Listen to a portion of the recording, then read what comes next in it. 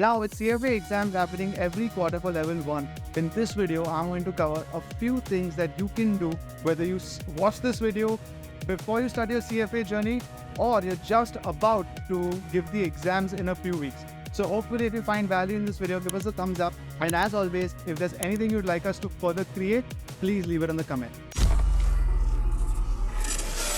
Tip number 1, do not selectively study. Being born and raised in India, many of us have in our habit that in school and college, we'll end up studying certain things that have a history of always showing up with the exam. And whether it's our tuition teachers, whether it's our teachers at school, many of them actually encourage us that it's okay, you can skip this chapter, you can skip this part of this subject. However, in a professional international exam like CFA, do not make this mistake. Are not telling us to study anything that is over and above the exam syllabus. Everything that they ask can come in any exam at any point with no history, no pattern. And while sometimes you can predict it a little bit, that's about it. It is better to ensure you cover everything, because even in your calculations to pass the exam, they ensure that you have scored sufficiently in every aspect of level 1 in all the 10 subjects. So do not end up skipping anything. Tip number 2, do not memorize. Try and go to the root of every concept as far as possible. It's interesting, most concepts, we'll end up, of course, rote learning because our objective is just to pass the exam. But I learned it when I was studying for one of these exams that it is more memorable once I understand why it came up. So for example, the time value of money is a very common concept everywhere, including CFA, and you have a formula, right? I'm going to come to that at the calculator point, but you have a formula. However, if you understand where it's coming from and what's its real use and application in the real world, it takes you the same amount of time to understand that as much as it would take you to memorize it. However, understanding it not only ensure that you never forget it, even after the exam, but you can also actually become better at solving exam questions because now you understand the root cause of each concept. So try and spend less time in memorizing and more time in trying to figure out the why of every concept. Next point, please master your calculator. If you guys want, I can make a video on only having how to really use the financial calculator, because certain concepts like time value of money, present value, future value, a lot of other financial estimates, all of this you will be able to do with a lot of confidence if you practice on the calculator.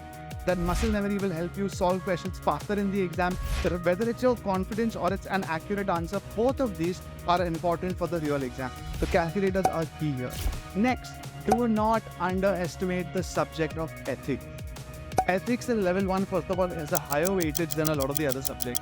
But the mistake we make is that we think ethics, it's concept, it's theoretical, it's easy, it's not so there's nothing really to really learn or memorize, or for that matter, it's about right or wrong. Most of us are good people. We would have naturally known for the right answers. You don't really need to study it. However, they really make it tricky in the exam. Whether the answers look similar in your multiple choice and it makes you make a mistake, or simply you just need practice. I have unfortunately people in my cousins and a few students who failed CFA level 1 only because of ethics. They were smart people. Imagine you clear the more difficult subjects in CFA and you get good scores and you lose out on ethics. Why? Because you thought, ethics, I can just do it easily, it's a breeze. Please do not do that. Do invest energy in ethics. It might be boring. You might be able to spend more time towards as the exams come closer. But to feel it's not as important or you are quite, it's easy for you, please don't make them. Don't just read, right? Do practice it, because you will not only need to have ethics, of course, overall in life, but clear level 1, it is extremely crucial. Next, do not skip any question. The good part about CFA is that number 1, there is no negative marking. Number 2, let's say you come across questions you don't know the answer to at that moment. What's the worst thing that can happen if you just either fluke it, right? If you fluke it, out of 3 options, you have to select 1. Already you have a 33% chance of getting it right. A better way is through elimination. You have 3 options. You might be able to at least skip 1, right?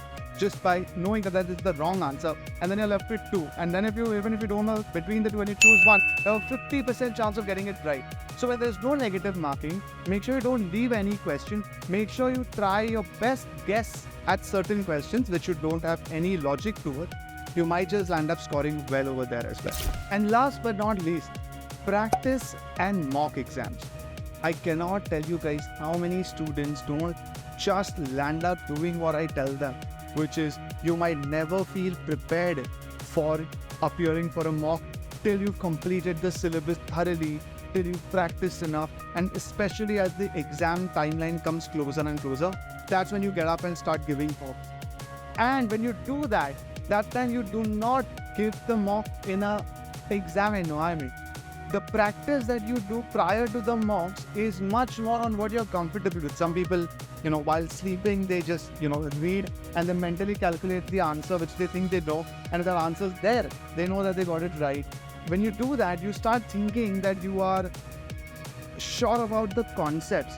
However, this point, the final point, is not about concepts. It's about execution in an exam. Practicing questions again and again. In fact, if you take total amount of hours that you spend in CFA, example, you spend 100 hours studying for CFA, most people spend 80 hours reading, memorizing, trying to solve, and 20 hours practicing. That's the worst thing to do. It should be at least a 50-50, if not more, towards practice.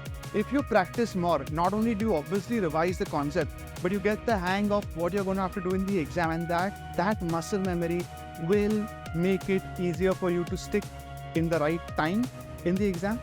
It helps you familiarize yourself with the exam structure, with how to, you just get used to what you're actually going to do in the final exam. You're going to do it at home, and you're going to do it so much that when you go to the real exam, all of this happens through muscle memory, and you're using the exam time only using your brains. The rest is not a distraction for you, which happens every time you practice in a different way than the exam format. Coming to the mock exams, guys, you will never feel you're always ready, but please, if you are keen on passing in the first go, ensure number 1, you give at least 5 mocks, if not more. And you give the first mock way before you think you're ready. Just jump into it. Lock yourself in a room for the amount of hours that the exam is really going to be. Do not take any shortcuts that you would not be able to take in the exam. Give yourself the entire exam experience. Guys, you pay so much for this. You study so much for this. Take 5 days total out of your entire preparation time and give that whole day to a mock, even if you're not ready. Just to put yourself through that experience. Before we give a board exam, we give something called preliminary exam. Why is that? That is to prepare you in an exact condition of the board. That prelims are making sure that you don't have to do anything new when the real board exams take place. Same way for the mock exam. The amount you need to further study, the preparation of what you'll end up doing when you miss certain questions, what happens when you panic in the exam, what happens when you run out of time, all of that gets covered. If you can do it, just think about it. You do it for the first time, you have a bad experience. Alright, you study harder. Do it the second time, slightly better. Third time, even better. Now in your mock exams, you'll end up passing in the time frame. Fourth, you're preparing better. Fifth, now you're really comfortable with the exam structure. And when you go for the final exam, none of this is going to be a bother. You can just solely focus on the paper, solely focus on the questions, and go for the highest score that you can get with nothing else distracting you. So guys, with this, if you are appearing for level 1, I think go ahead with all of these things. If you're too close to the exam and you're watching this, well, then at least ensure that the amount of things like mock exam, things like focusing on ethics, certain things which you can still cover up, please do that. I hope that these thoughts give you a higher chance of passing than where you are currently.